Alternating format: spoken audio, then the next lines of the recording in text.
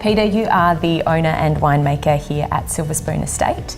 Explain to us what estate means exactly. Yeah, well, estate is derived from the French concept, where the grapes are grown on the property and the wine is made on the property. So all of the wine that's made here is from grapes that grow on this property? Yes, 90% is. So all of our reds, which are 90% of our production, is grown and made here. The whites are grown here and they're made with a winemaker in Bendigo because they have refrigeration facilities that we don't have here. Sure, because we're solar. Yeah. Solar powered. And at this point in time we don't have the solar capacity to be able to do refrigeration. Sure. Now Heathcote's known for its Shiraz, but you grow 4 other grapes here as well? Yes, yeah. We actually think there's a real opportunity to grow some different type of varieties that respond to the same sort of climate and soil type that we have here in Heathcote. So we're really fond of the Viognier that we grow, our Grenache, our Tempranillo and our Mourvedre. And we also do blends of those with Shiraz, so it gives us quite a lot of flexibility in terms of making different styles. And is that something that you're experimenting with more and more? Because you came to winemaking sort of relatively recently. Yes, it was 2008 that we decided to get into the game. So it is 9 years now. Yep. So I'm still relatively young in the world of it. Yep. But yes, we were in Spain last year and they blend Grenache and Tempranillo. So we decided to see how that tasted here. So we created a Grenache Shiraz Tempranillo blend, the GST. It has an excellent name. Yeah, we call it Death and Taxes. So good. But we think that's a really special wine and we're just about to release that. Fantastic. So Heathcote is unique in that a lot of the cellar doors are run by families. Your cellar door is quite unique, I would say, in that you have your ornamental vines there, and in here you have your tanks, you have your barrels. Sort of tell us about that experience. Yeah, so basically the winery and the cellar door is the one location. So for a small part of the year we have to take over for the winery when wine production, but for most of the year a lot of the winery area doesn't get used, so we actually bring the cellar door into the winery. So people come in and they can see the barrels, they can see the vats. If things are right, we might actually get a taste of a barrel or taste out of the tanks. So people but it's very versatile, and I think people enjoy the fact that they're not just going to a counter where there's a sales professional who's on the other side. They're actually meeting the people who make the wine and are in the environment when they taste. So they get to experience pretty much every element of winemaking. Yeah, well, in fact, when we were here during vintage, we actually had the fermenting vats here, and people could come, they could taste the grapes, because we had grapes on display here, and they could plunge the wine. And when we were pressing, they could actually see us pressing and taste the wine that was coming out of the press. So that was a bit of a good experience for them. That's amazing. Now, you were originally a geologist. Yeah. And was wine something you were interested in back then as well? Well, it happened that I worked as a geologist in the Hunter Valley in New South Wales. So living there, I got associated with the wine industry there, and that led to I guess a growing interest in wine, which I've had all my life.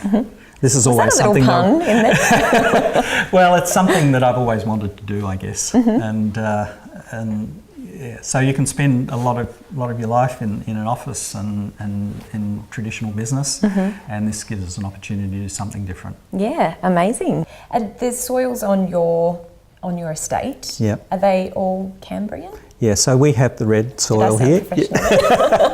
Yeah, so we have the red soil, and it's not. Cambrian is very, very old, so it's 500, 600 million years old. It's the earliest form of life on the planet.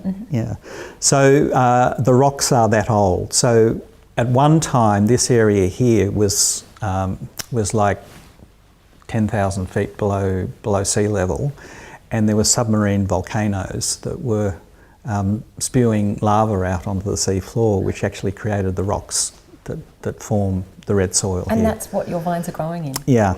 So it's very deep soil, it's very rocky soil, so it's not rich in nutrients, but it's well structured, which means it holds water and it holds air very well. Mm-hmm. So vines can exist without a lot of rain because the water can be stored in the soil. Amazing. And from that you get these? Yeah, and it's a lot of fun producing the different varieties and seeing how things evolve. Taste them. Yeah. Peter, thank you so much. It's a pleasure. Thanks, George.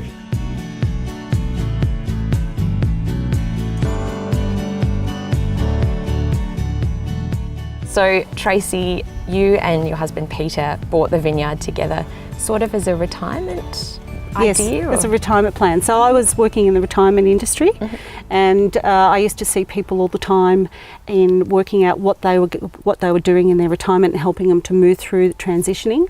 And I said to my husband that I wondered what, at 54 years of age for himself, it's only 10 years before he's going to retire. And I said, what are we going to do? And so he thought about that, and he came home one day and he said, did you get your present? And I said, what present? And he said, I've got something for you. So he came with a for sale sign for a vineyard, and I just sort of thought, oh, what has he done? You know, he's gone and bought a vineyard. But he said, no. He said, you're right. He said, we need something that we can do together, use our business skills, sales and marketing skills, something that we can be fit and active, be outdoors, be in the country. He said, so why don't we own a vineyard? And I went, okay. And what had wine been for the two of you up until that point? For the two of us, we had always bought our wines at winemakers at different wine regions throughout Australia. We actually hadn't been to Heathcote, which was interesting. We came across them at the Caulfield Market. Caulfield Market one day and saw all these amazing wineries and wines from Heathcote, and just couldn't believe just how beautiful it was, and said, where the hell is Heathcote? Like everybody does. And so we came up to Heathcote and we had a look, and we realised it's 90 minutes from Melbourne. There's no traffic lights driving up here. It's a beautiful drive coming up through Lancefield, and it's just gorgeous. So we've got everything here. So we just decided that we'd buy this place.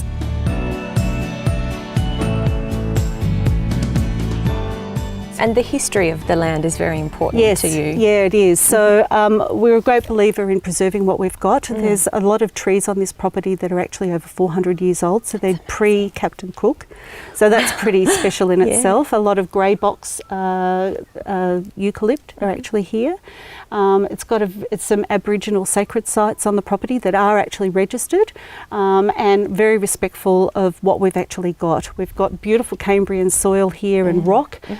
We've got a 325 metre hill that is just beautiful, and we've got full 360-degree views. So we really do need to preserve what we have and keep this for generations to come. And you've taken that philosophy into our vineyard as well. Yeah, you're off grid. Yes, so we're off grid. We felt that it was important to actually keep the sustainability and once again preserving the land, and so we wanted to make an off-grid winery so that then we could just keep everything as natural as possible and not have power lines around the place. So we've done that. And is that philosophy common to the Heathcote area, that sort of respect for the land, or is that something that you and Peter have really? Oh, look, I think everybody sort of is very respectful. You have to put back what you take out, and this is our livelihood. So this is, we're growing these grapes and we're taking from the land. So we need to put back. So we do a lot with fertilisation and really looking after and preserving. We very rarely spray. We don't need to here, so we're very lucky with having. Not having any issues with disease pressures, and so what we do is we try to keep things as natural as we possibly can. Beautiful. So that helps with the winemaking too. Of course, yeah.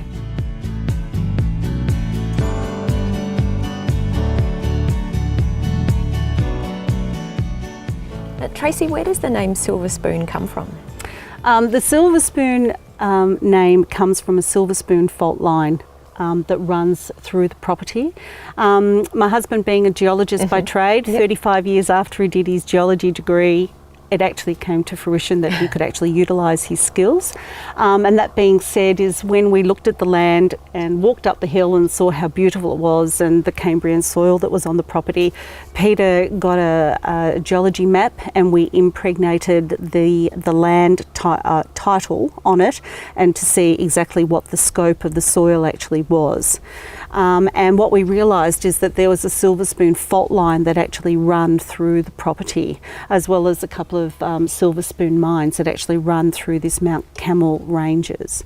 So the name we actually took to the different businesses that we were working with at the time, and we did a bit of trial about it, and there was a lot of people that said that a silver spoon could be something that you've got a bit of a plum in your mouth. Sure. So that was okay. But the thing that was interesting is that when we asked people what we thought that it was related to, they said it was something to do with food. And so that was very important. So it actually had a dual meaning for us. It was being, once again, respectful to the land, but it was something that was actually to do with food. So that was a winner for us. Yeah, that's great. And you've just collaborated with Uno to do some new artwork for your wine labels. Yes. So 2015, we're actually launching in June in 2017 our new wine labels, and we appointed Uno to actually do the work for us because they're just exceptional in what their design aspect. So we wanted our wine labels represent the Cambrian soils, the diversity in the patchwork of the vineyards on the property, and just being respectful to the land. So it's got a slight Aboriginal look and feel about it, but it's actually about the colours of the Cambrian soil. Yeah, it's gorgeous. Yeah, just like this beautiful winery. Yes, Tracy, thank you. Thank you for having us. That's all right. Thank you for coming.